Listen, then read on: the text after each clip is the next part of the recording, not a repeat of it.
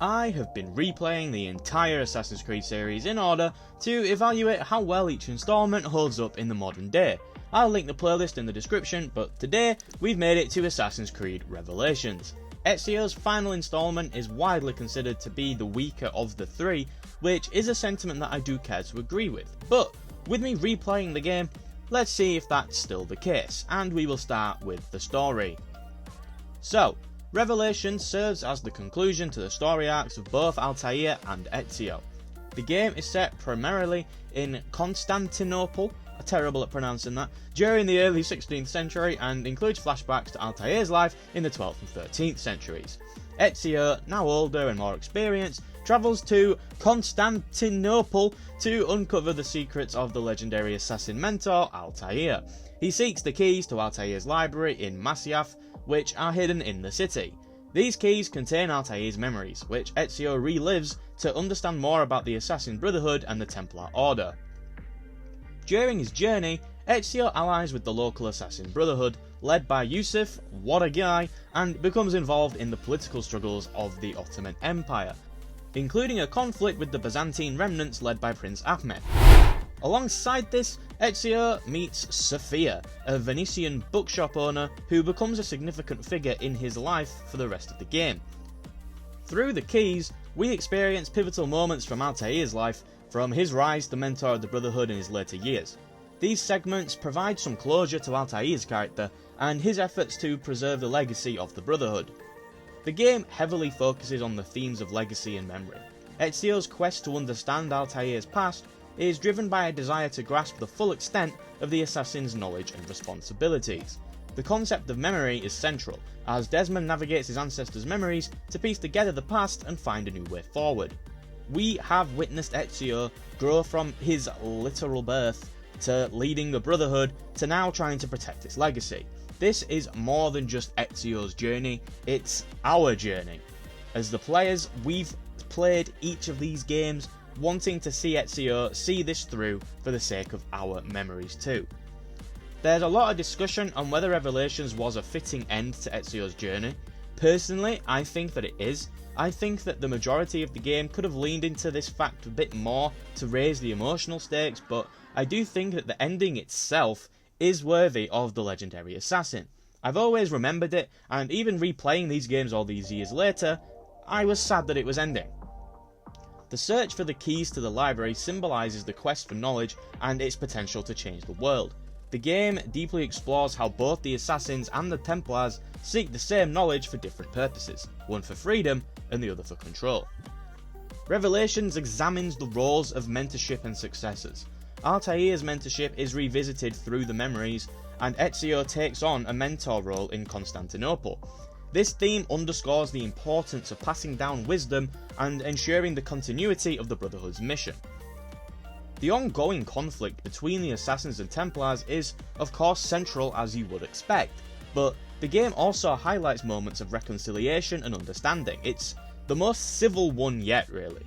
Ezio's personal growth includes recognising the complexities of his enemies and the shades of grey within the conflict. This is a major change from Brotherhood, with Cesare being sort of a pantomime villain with no redeeming qualities. He also shags his sister. Ezio's wisdom is clearly shown in how he interacts with powerful figures from the opposition, frequently meeting in secret with those he knows aren't truly evil. It's an added complexity not really seen yet in the series to this point.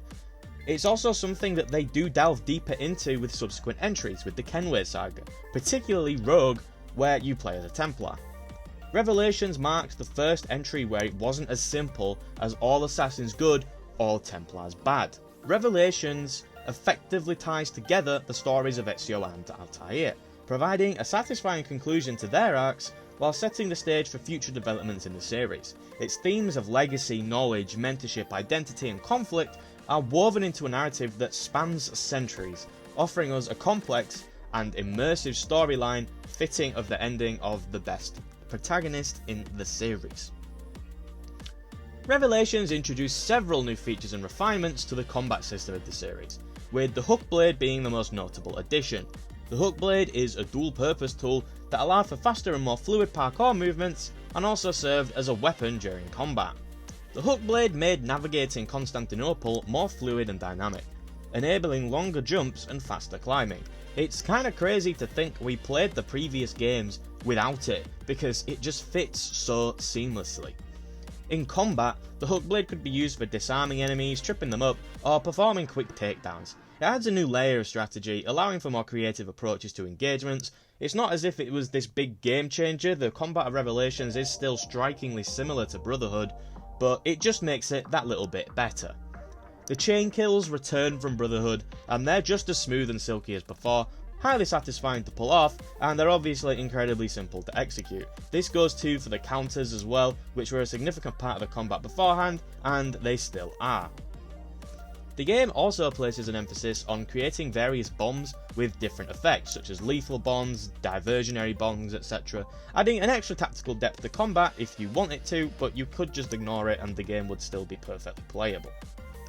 The combat in general is designed to be fast paced and fluid, with an emphasis on quick takedowns and stylish execution moves. As is par for the course with the earlier games in particular, the AI is somewhat predictable, with enemies often taking turns to attack, which could make combat feel less challenging over time, and it definitely does do that. To be fair, it's not a very hard game. That's the biggest area though where modern gaming has improved. Modern games have significantly improved AI, most of the time. There are outliers, leading to more dynamic and challenging combat encounters on a larger scale. Enemies sometimes coordinate, adapt to player strategies, and present varied challenges, whereas in Revelations, it's very one-dimensional. Combat systems in 2024 a lot of the time emphasise player choice and customization. You can often tailor your combat style through skill trees, weapon modifications, and ability upgrades. You do have some options in Revelations, but it's mostly just which weapon to use and when to use bombs and stuff. There's no deep customization, skill tree, that sort of thing. But this isn't a bad thing necessarily. I don't always want to be sifting through skill trees each time I level up. At the time Revelations released, this kind of thing was mostly reserved to immersive sims and RPGs. While Revelations offers fluid combat for its time, modern games have clearly taken this a lot further with the responsive controls, advanced animations, and realistic physics, which is to be expected. I'm not beating on Revelations here, it's the same for the previous games too. So whilst Revelations offered a robust and enjoyable combat system with the innovative hook blade, the combat mechanics in 2024 have evolved significantly since this. Modern games emphasise realism, customization and immersion, providing a richer and more challenging combat experience. That doesn't necessarily mean that combat isn't enjoyable in Revelations, because it absolutely is. I really just much preferred the simpler combat structures in the older games than I do to the newer ones. But with that said, Revelations, still fun combat, but the simplicity is definitely noticeable. Hi everyone. This is me. Look how cool I am. Just wanted to take a 15-second break from the video to say that if you're enjoying the video, then please consider taking a look at some of the other videos on the channel. If any look interesting to you, check them out. You'll be doing yourself a favour if you really think about it, and then subscribe while you're there. I would love to hit 1,000 subscribers by the end of the year, so I'd really appreciate it if you stuck around as long as you enjoy the content. I even have a playlist on the channel for what I think are some of my best videos, so they're easy viewing. Thanks guys, back to the video. In terms of the parkour, the game built upon the foundation set by its predecessors, enhancing the smoothness of parkour animations. The fluidity of transitions between running, jumping and climbing was a significant improvement at the time, and after playing Revelations almost immediately after Brotherhood, it is noticeable. The hook blade was of course a significant addition, allowing for extended reach when climbing, and provides the ability to use zip lines, making navigation quicker and just more fun. I love the fucking zip lines. The game's environments were designed with this parkour system in mind, offering numerous pathways and interactive elements for climbing and leaping. This design specifically encourages vertical exploration and creative approaches to navigation. Assassinating people from a zipline just never gets boring.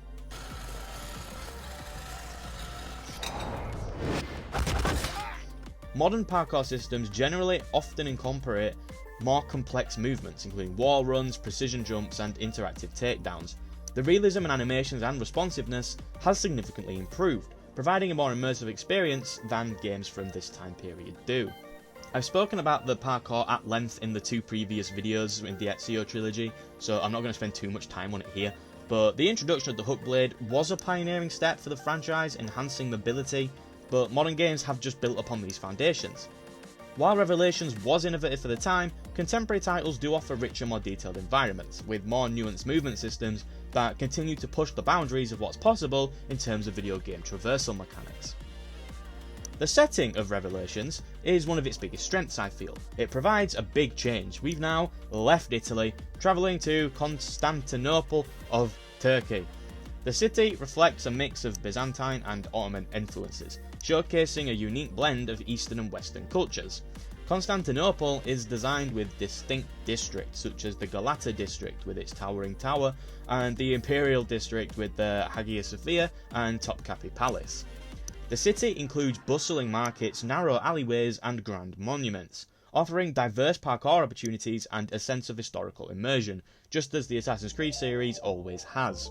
The vibrant atmosphere is enhanced by the diverse population. Revelations has so many people in it, they always get in the way, it's very annoying. With all of this said, I do feel that it is worth comparing this setting to the settings of Rome, Venice and Florence from the previous games. All three of the previous settings are richly detailed and historically immersive, each capturing the essence of their respective time periods. Rome in Brotherhood stands out for its expansive design, combining urban and rural areas, whilst Constantinople is much more concentrated on the urban environments. Venice's canals offered a unique traversal system in the sense that it was really annoying because you keep falling into the water, whilst Constantinople's verticality is enhanced by the hook blade. Florence and Venice in particular really managed to capture the artistic and cultural vibrancy of the Renaissance, whilst Rome and Constantinople emphasise political and architectural grandeur. Overall, Constantinople offers a unique and richly detailed setting for the series at this point, which stands out for its cultural blend and verticality. Rome in Brotherhood impresses with its expansive design, and Florence and Venice captivate with the Renaissance charm. Each setting provides a distinct and immersive experience, contributing significantly to the overall appeal of each game. Assassin's Creed Revelations has always been viewed as the weaker game of the three, but you have to admit that the previous two games did set a pretty high bar. Revelations actually plays as the smoothest entry, but 2 has the best story.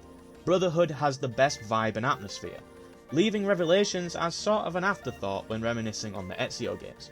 Despite this, it is still a good game in its own right, and a hell of a ride to play through all these years later. As I mentioned at the start of the video, I'm replaying the entire Assassin's Creed series. I'll leave a link to the playlist in the description. Up next is of course Assassin's Creed 3, and that video should be coming soon as I have already played the game, I just need to make the video. If you enjoyed this video, please leave a like. If you want to see more videos from me, then you may as well subscribe as I upload every single week. But for now, that is all from me. Have a nice day, and goodbye. And here at last, I discover a strange truth. I am only a conduit for a message that eludes my understanding.